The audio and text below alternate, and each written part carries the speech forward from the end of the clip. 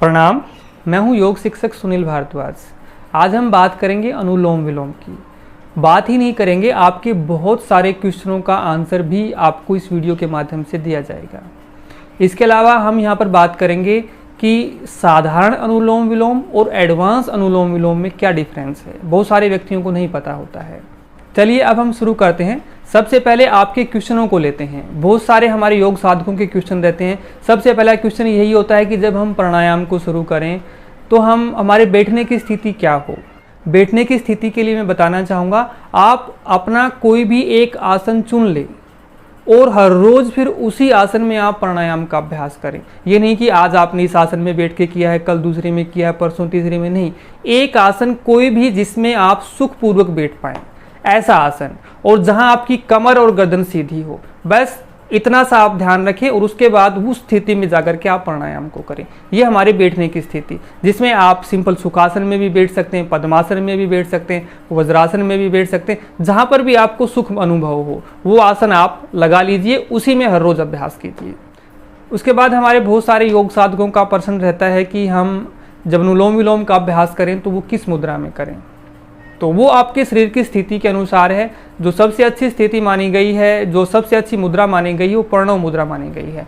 इसमें क्या होता है, इसमें हमारी जो पहली दो उंगलियां हैं इनको हम अंगूठे से दबा लेते हैं और इस प्रकार से प्रणव मुद्रा में आप अनुलोम विलोम का अभ्यास कर सकते हैं। या आपके शरीर में वायु की अधिकता है तो फिर आप पहली जो उंगली है जो वायु तत्व को रिप्रेजेंट करती है, इसको आप अग्नि से दबा लें। इस प्रकार से आप इसमें अनुलोम विलोम का अभ्यास कर सकते हैं। उसके बाद जो हमारे योग साधकों का प्रश्न रहता है कि जब भी हम अनुलोम विलोम का अभ्यास करें तो पहले हम किस नोस्ट्रल से श्वास लें। तो जो हमारे शास्त्रों में दिया गया है मैं उसी की बात करूंगा। पहले आप जब भी आप अनुलोम विलोम का अभ्यास शुरू करें तो पहले जो श्वास है वो आपकी लेफ्ट नोस्ट्रल से जाएगी, यानी कि बाएं नासिका से आपकी श्वास जाएगी, और लास्ट में जब आप समाप्त करें तो भी लेफ्ट पे ही आगे समाप्त करना है, यानी कि जहां से चले थे वहीं पर आपको समाप्त करना है, चाहे आप कितने भी राउंड इसमें लें।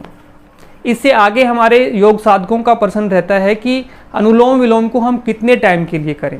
अब जब समय की बात आती है तो ये हर व्यक्ति के लिए अलग अलग होता है, एक टाइम हर किसी को सूट नहीं होता है। अब मैं यहाँ मिनिमम टाइम की बात करूँगा कि कम से कम आपको कितने समय के लिए करना चाहिए। कम से कम आप इसके 20 राउंड करें अगर आपको इसका लाभ चाहिए तो, यानी कि लेफ्ट से शुरू किया, राइट पे खाली, फिर राइट से भरा, फिर लेफ्ट पे खाली, ये एक राउंड इसका होता है। ऐसे ऐसे 20 राउंड आप अनुलोम विलोम के आप करें। इसके आगे प्रश्न रहता है कि अनुलोम विलोम को कब करना चाहिए। देखो, सबसे अच्छा जो समय है अनुलोम विलोम को करने का वो होता है सुबह का टाइम। सुबह जो खाली पेट है, आप शौच आदि से निर्वित होते हैं, उसके बाद अनुलोम विलोम का आप अभ्यास करें। और आपको दोपहर को करना है या शाम को करना है तो आपका अनुलोम विलोम का और खाने के मध्य जो गैप है वो कम से कम 3-3.5 घंटे का गैप होना चाहिए। इसके बाद आपके मन में प्रश्न होगा कि अनुलोम विलोम करने के बाद कितने समय बाद हम खाना खाएं, तो कम से कम उसका भी आप 30 मिनट का गैप जरूर रखें।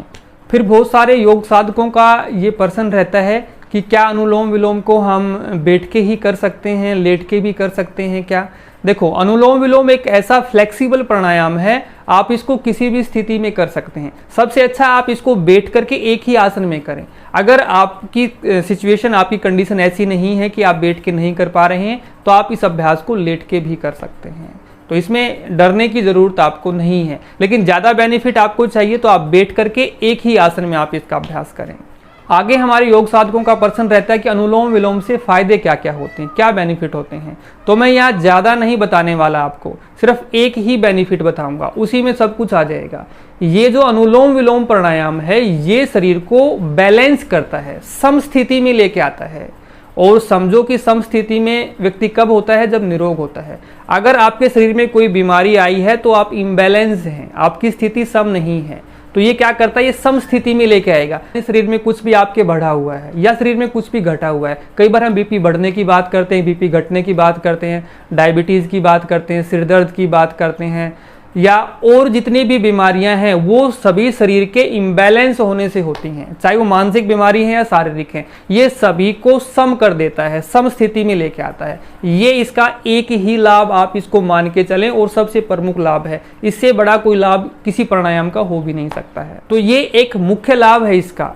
हर कोई साधक हर किसी बीमारी में इस प्राणायाम को कर सकता है। और उसे निश्चित रूप से इसका फ़ायदा मिलेगा। इसमें संशय करने की ज़रूरत नहीं है आपको, क्योंकि ये इसका काम ही बैलेंस होता है। कुछ भी इम्बैलेंस है उसको बैलेंस करना ही इसका काम है। अभी आगे हम बात करते हैं कि साधारण अनुलोम विलोम और एडवांस अनुलोम विलोम में डिफरेंस क्या है। तो उसको आप देखें कि साधारण कैसे होता है और एडवांस कैसे होता है। साधारण वही है, मैं एक बार आपको साधारण करके दिखाऊंगा, उसके बाद एडवांस को मैं आपको बताऊंगा। तो साधारण वही है, मैंने एक बार ये प्रणव मुद्रा लगा ली, यहाँ से पहली 2 उंगलियों को अंगूठे से दबाया और मैंने कोहनी को यहाँ बगल से लगा लिया। मैंने मेरी कमर गर्दन सीधी कर ली, शरीर में कोई किसी प्रकार का तनाव नहीं हो आपके। जब भी आप अनुलोम विलोम का अभ्यास शुरू करें, उससे पहले 3 से 4 लंबी गहरी सांसें लेकर के अपने आप को शांत कर लें, मन को आप स्थिर कर लें। उसके बाद अनुलोम विलोम का अभ्यास आप शुरू करें। जब भी आप शुरुआत करें तो लेफ्ट नोस्ट्रल से ही श्वास भरें। धीरे धीरे मैं लेफ्ट नोस्ट्रल से मेरी बाईं नासिका से श्वास भर रहा हूं।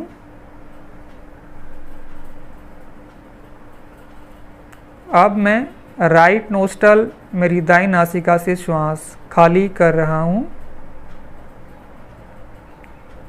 अब राइट से ही श्वास भर रहा हूं और लेफ्ट से श्वास को खाली कर रहा हूं।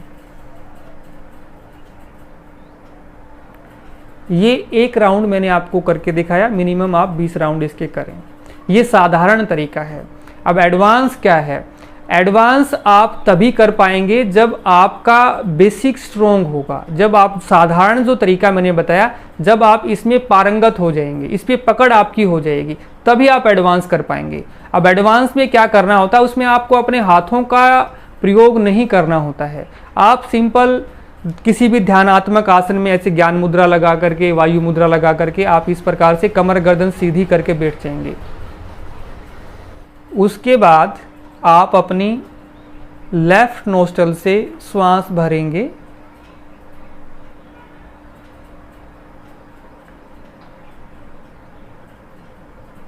और राइट नोस्ट्रल से श्वास को खाली करेंगे। फिर राइट से भरनी है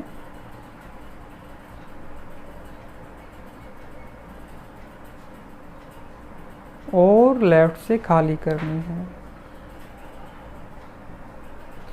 इस प्रकार धीरे धीरे आप लेफ्ट से श्वास भरते जाएंगे, राइट पे खाली करते जाएंगे, फिर राइट से भरेंगे और लेफ्ट पे खाली करते चले जाएंगे।